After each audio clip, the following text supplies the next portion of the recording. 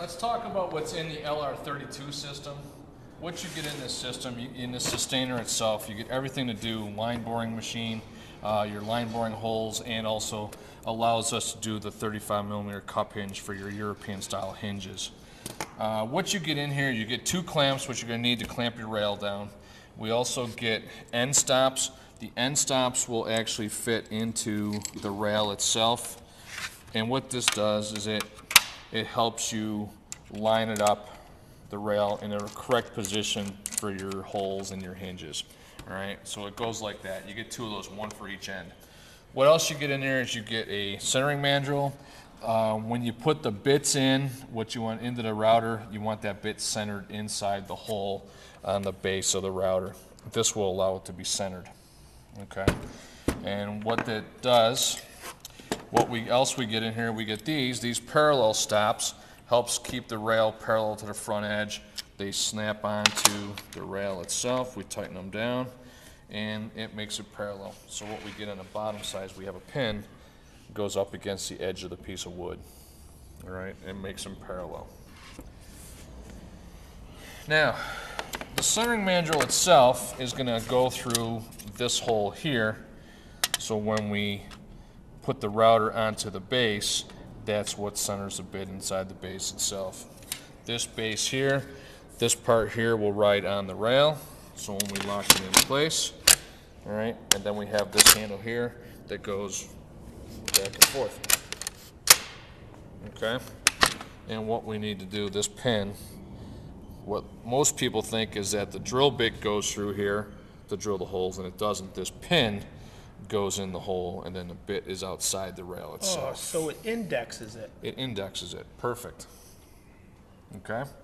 So we get all that, and then on top of that, we also get our 3 bits. We get a 35mm cup hinge bit.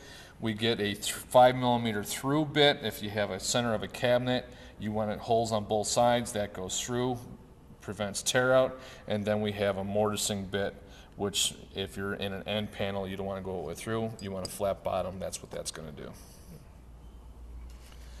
Now, what's nice about this base is it's meant to use with the 1010 router here. But what we can do, utilizing these 2 holes here and the screws that come in, we can attach it to the 1400. And in the 1400, you'll see these 2 threaded inserts here line up with these 2 holes, and it lines right up on the router. So when we put it in, we can use it with the 1010 or the 1400.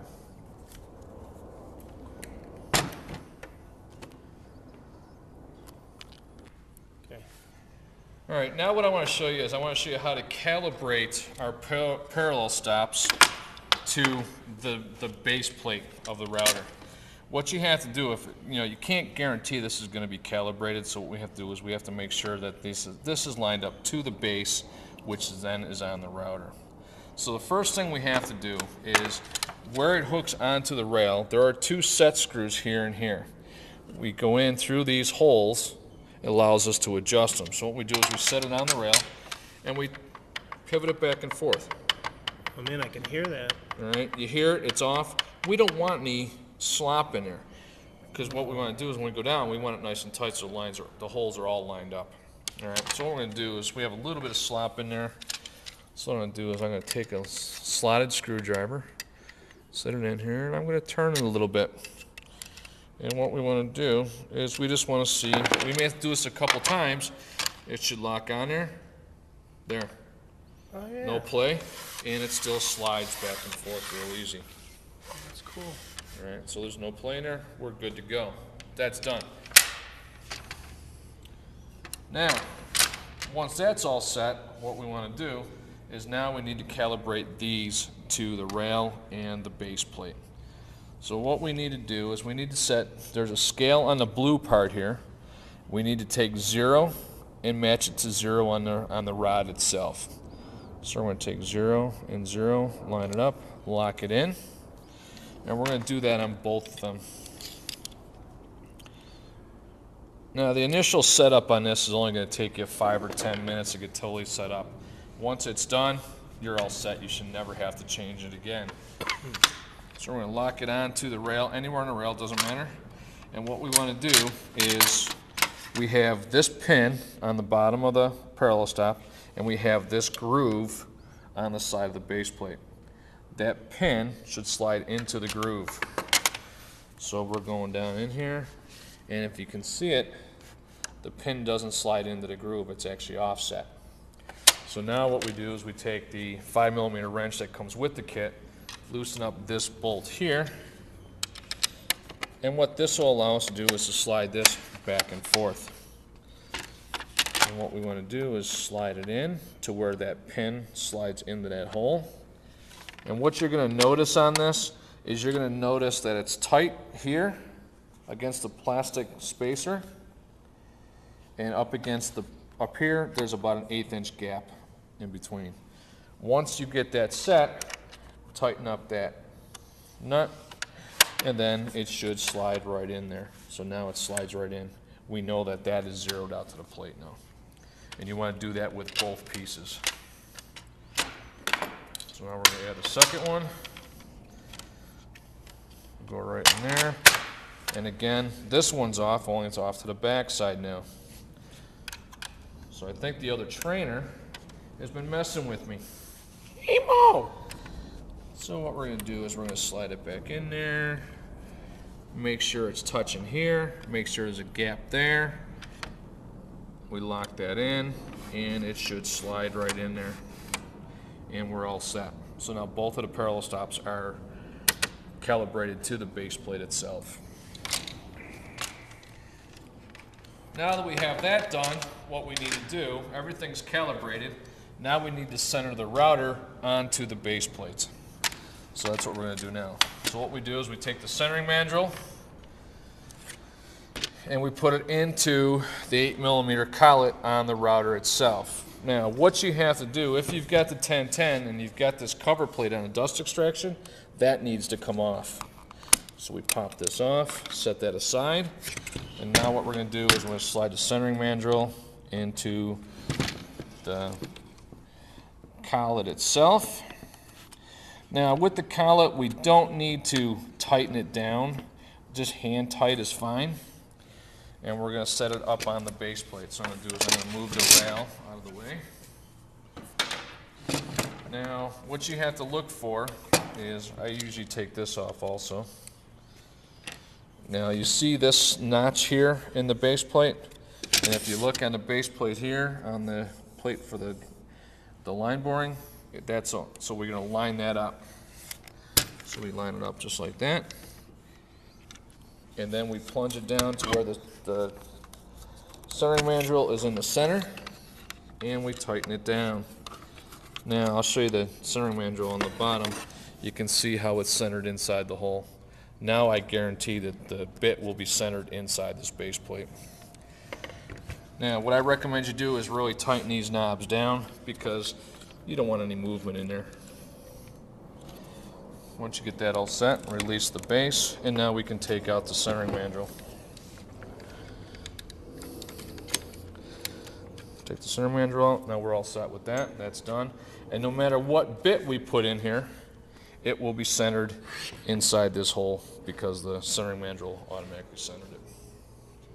So what we're going to do is set up the LR32, and in a true 32, everything is based off 32mm. So our sides of our 30-inch cabinet are 768mm. So what we do is we set up our end stops here at 16 up and out, and we put it up against the end of the board, and we put our other one in so it's tight up against the edge. When we snap it in place, it's the exact size. Then what we do when we want this, our hinge plate, the first hole for the hinge plate will be at 80mm.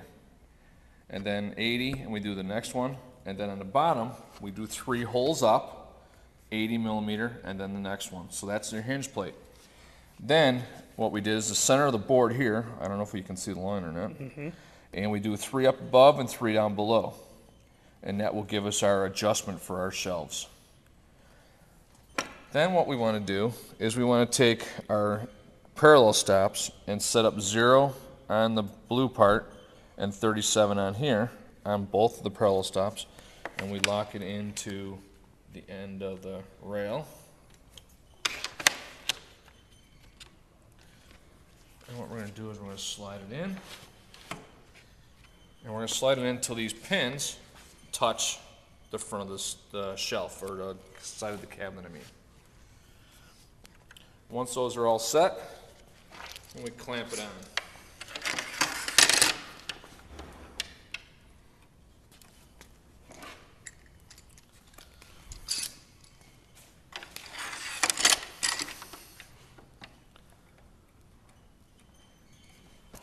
All right, once we get that all set, then we take these off. We no longer need these.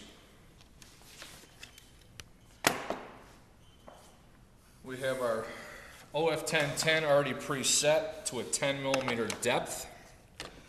And what we do is we look inside the hole here on the router itself, and we can see our arrow marks where we plunge the holes.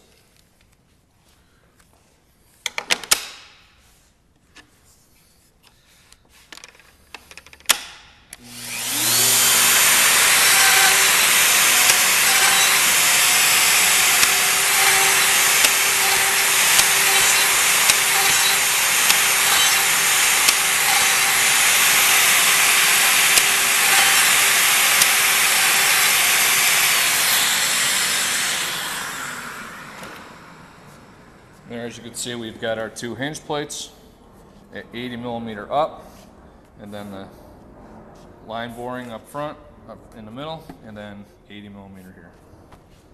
Now that we've drilled out our line boring holes for our shelf pins, and we also drilled out for the hinge plates for the hinges, okay, now we need to drill out the side for the door. So what we're going to do is I'm going to disconnect the clamps here, so we take the clamps off. And I highly recommend clamping the rail down to your board so it doesn't move. If you look on the end stops we talked about, we have 16 on one side. We flip it over, and we actually have 32 on the other side. Now when we do this, we always want the number up and out. So I still have 32 up and out. Now we lock it back in, okay? And I want to show you the difference between the two.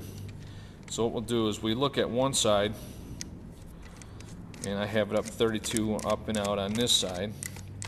And on the other side, I've got 16 up and out. Now when we flip it over, you'll see 32 ends up right dead center in the center of the hole. If you look at 16, it actually ends up dead center in between the two holes. So by drilling the first hinge plates, we did it on 16. Now we have to go 32 because we want to end up with that hole in the center of those. So when we're doing the cup hinges for the doors, we want to be in the center. So it'll automatically offset it.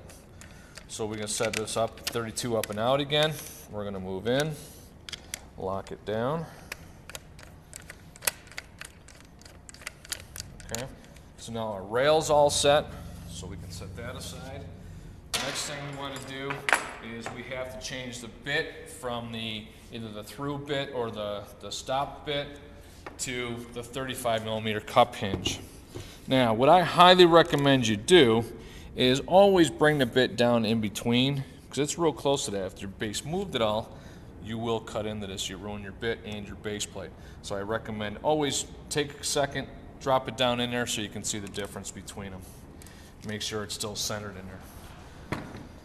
Now the other thing we want to do is we need to get our door up in here.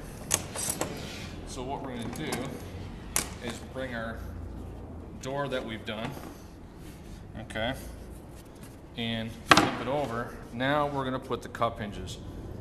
Already got them done, but I want to show you the setup. That's the main reason for this. So we're going to clamp down in here. Okay, we're going to put our rail back up in there, and what we're going to do is we're going to look at, and if we measure back from here to the center, remember the 3 holes that we talked about for the hinge plates. So from the end, it's 1, 2, 3 holes. All right, so on the 3rd hole, what I do is I mark it with a circle. And then on the other side, when I bring it down here, again, 3 holes. This one split, So we want 1, 2, 3 solid holes. All right, and the reason why I mark it there is I can still see it through here, so I know exactly which line to drill. So now what we need to do is we need to figure out what the setback is for the rail itself. Now typically what it is it's a 5mm gap from here to here. So from the end of your door to the edge of the hole, it's going to be 5mm. So we take the 5mm and half the distance of the hole, so we have 35, which will be 17.5, plus that, 22.5. What we would do is set it to 23. Because we have a 0.5mm of adjustment in our clamp. So what we do is we take 0 on the blue part, set it to 23, and we lock it in. Do that on both sides. We want it parallel.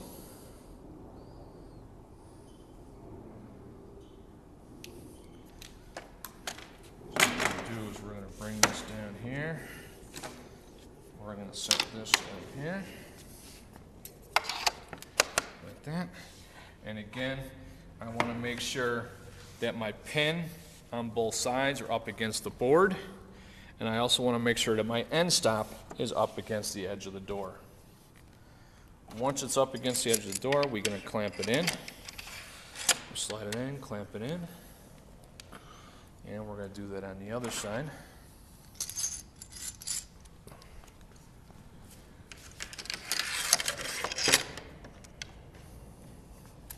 Now we're all set. Take those off. Now we need to set the depth of the bit itself. And what we want to do is we need to micro adjust it. So to micro adjust it, we take the bit down to where it touches. So it's at 0, lock in the handle. Now we drop this down. We want to zero everything out. So we drop this down to the pin or the turret. And I usually go the lowest one so I have the most adjustment. I also will take this, drop that down to 0, and also take my micro adjust to 0. So now everything's zeroed out. For your standard European style hinges, the majority of them are going to be 12mm. I always go 13 just to make sure it stays nice and flush and give it a little bit of extra room. So I will bring this up to 13,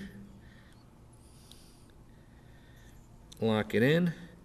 So my pointer, which is up here in the center, not the bottom, but the center of this, is at 13, which gives me a 13mm gap between the turret and the end of the stop.